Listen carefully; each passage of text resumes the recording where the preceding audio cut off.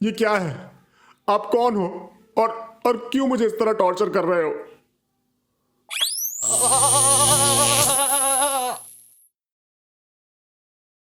कई सारी बेड़ियों में बंधा हुआ लक्ष्य ये समझ नहीं पा रहा था कि आखिर ये कौन सी जगह है और ये कौन आदमी है जो उसे यहां लेकर आया है और बार बार उसे ये इलेक्ट्रिक शॉक देकर टॉर्चर कर रहा है।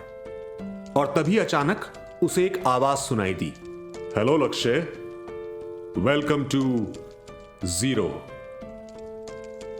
लक्ष्य ये आवाज सुनते ही घबरा गया क्योंकि ऐसी आवाज उसने कभी पहले नहीं सुनी थी। कौन है आप? और ये जीरो क्या है? उसने घबराते हुए उस आवाज से पूछा।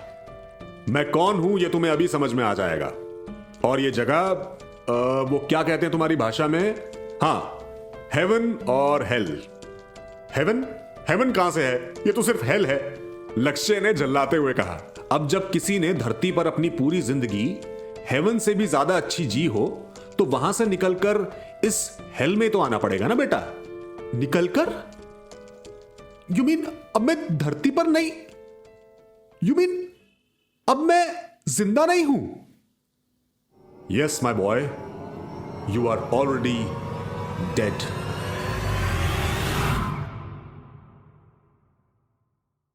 डेड? ये क्या बात कर रहे हैं आप? अभी मेरी उम्र क्या थी? I was just 42। उम्र का मौत से कोई संबंध नहीं है। अगर 42 इयर्स में तुमने ये जरा सी बात भी नहीं समझी तो फिर क्या समझा? देखिए आप मजाक करना बंद कीजिए और मुझे वापस मेरे घर भेजिए, लक्ष्य ने डरते हुए उस आवाज से कहा। बिल्कुल भेजेंगे बेटा, लेकिन उससे पहले तुम्हारे 42 इयर्स का हिसाब तो कर लें। हिसाब?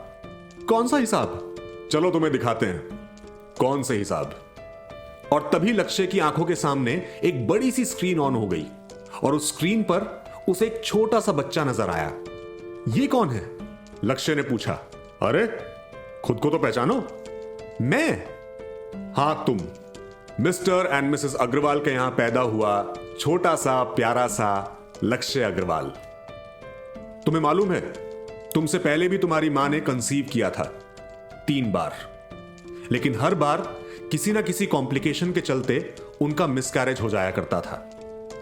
लेकिन तुम्हारी दफा में ऐसा कुछ नहीं हुआ। इसीलिए पहली बार तुम्हें अपनी गोद में लेते हुए अपनी भरी हुई आंखों के साथ तुम्हारी मां ने तुम्हें नाम दिया लक्की। लक्की, उनका लक्की बेटा। इतना लक्की कि आगे चलकर बाकी सबके लक और बाकी सबकी मेहनत उसके लक के सामने फीके पड़ गए।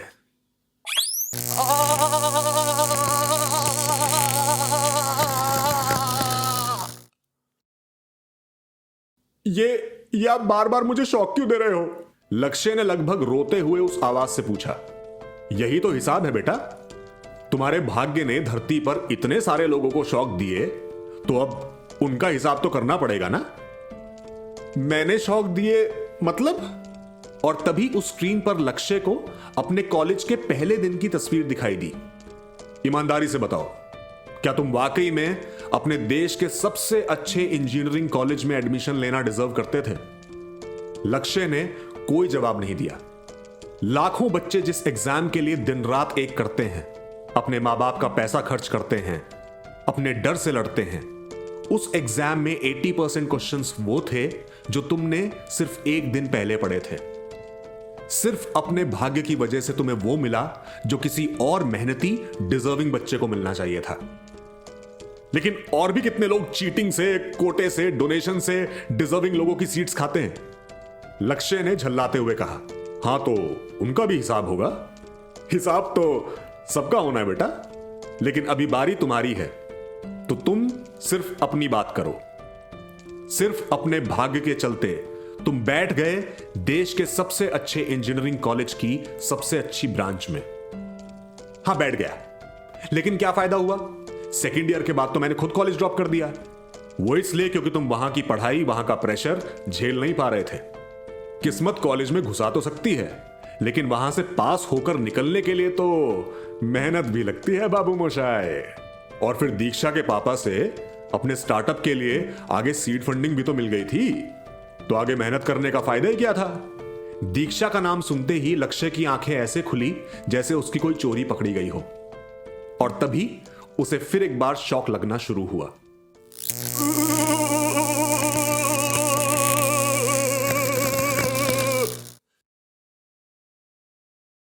आप मुझे एक ही बार में कोई भयंकर सा झटका क्यों नहीं दे देते? मैं बार बार ये शॉक नहीं झेल सकता। लक्ष्य ने उस आवाज से गिड़गिड़ाते हुए कहा। जब जिंदा थे तब यही बात अपने सुख के लिए, अपनी खुशियों के लिए कही थी। नहीं, वो तो तुम्हें हर रोज चाहिए थी, और हर रोज क्या, हर पल चाहिए थी, नए नए रूप में, नए नए तरीकों से। हाँ? लक्ष्य इस बात का कोई जवाब नहीं दे पाता। हाँ, तो कहां थे हम? दीक्षा। हाँ, तो सेकेंड ईयर में ही दीक्षा के पापा से तुम्हें उस स्टार्टअप आइडिया के लिए फंडिंग मिल गई जो आइडिया असल में तुम्हारे रूममेट का था। शायद पहले स्टार्टअप फाउंडर थे तुम, जिसने एक जरा सी पीपीटी बनाए बिना ही सीधा 5 करोड़ की फंडिंग अंदर कर ली, क्योंकि मैं वो डिजर्व करता था। लक्ष्य अब पहली बार उस आवाज पर चिल्लाया था। तुम कुछ डिजर्व नहीं करते थे, ना अपनी कंपनी का फाउंडर एंड सीईओ होना, ना ही वो फंडिंग, और ना ही दीक्षा जैसी पत्नी। क्या तुम दीक्षा से शादी करते अगर उसके पापा ने तुम्हें वो फंडिंग ना दी होती? कभी नहीं। तुम्हारी किस्मत ने सब कुछ तुम्हारी झोली में लाकर डाल दिया। तो मैंने भी कुछ किया होगा ना ऐसी किस्मत पाने के लिए? बिल्कुल किया था। इससे पहले के कई जीवन के कर्मों ने ही तो तुम्हें मौका दिया था इतनी बेहतरीन किस्मत जीने का, और जिसे आपने इतनी जल्दी खत्म कर दिया। लक्ष्य ने शिकायत करते हुए कहा। हम कुछ खत्म नहीं करते बेटा। तुम्हारे पिछले अच्छे कर्मों का स्टॉक खत्म होते ही तुम्हारी लाइफलाइन रुक गई। इस बार थोड़ा बहुत भी कुछ अच्छा किया होता तो कुछ साल और जी लेते। ये बात सुनते ही लक्ष्य गिड़गिड़ाने लगा। प्लीज प्लीज मुझे एक मौका और दे दीजिए, एक मौका और। इस बार मैं सब कुछ अच्छे से, ईमानदारी से करूंगा, प्रॉमिस। बस एक मौका और। मिलेगा मिलेगा, मौका जरूर मिलेगा बेटा, लेकिन जरा पहले पिछले मौके का हिसाब तो पूरा हो जाए।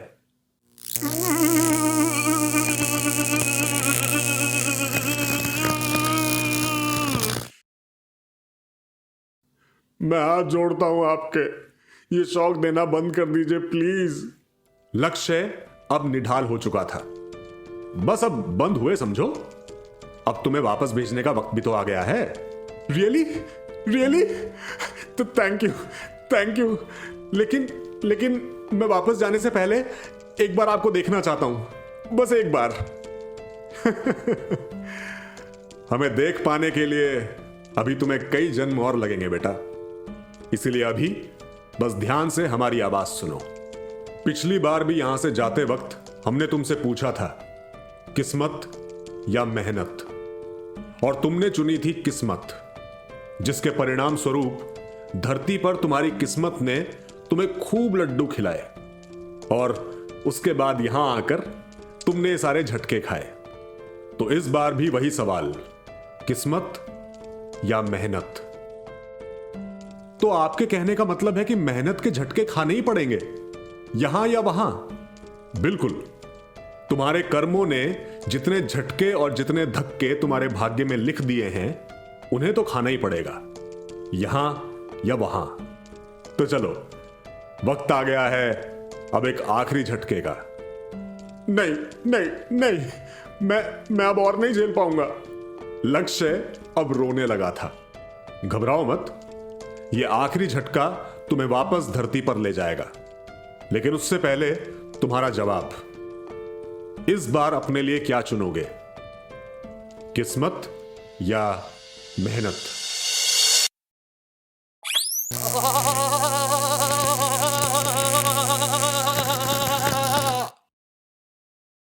और तभी झांसी के एक छोटे से गवर्नमेंट स्कूल में पढ़ाने वाले primary school teacher Arvind Mishra ji के घर एक चांद सा बच्चा पैदा हुआ। नामकरण के दिन जब पंडित जी से उसकी कुंडली बनवाई गई तो उन्होंने बड़े गर्व के साथ सबको बताया कि ये साधारण से घर में पैदा हुआ बड़ा ही असाधारण बालक है। इसकी कुंडली में विपरीत राजयोग का होना बतलाता है कि एक दिन इसकी किस्मत रातों रात चमकेगी, लेकिन अच्छी खासी घुटने तोड़ देने वाली मेहनत के बाद।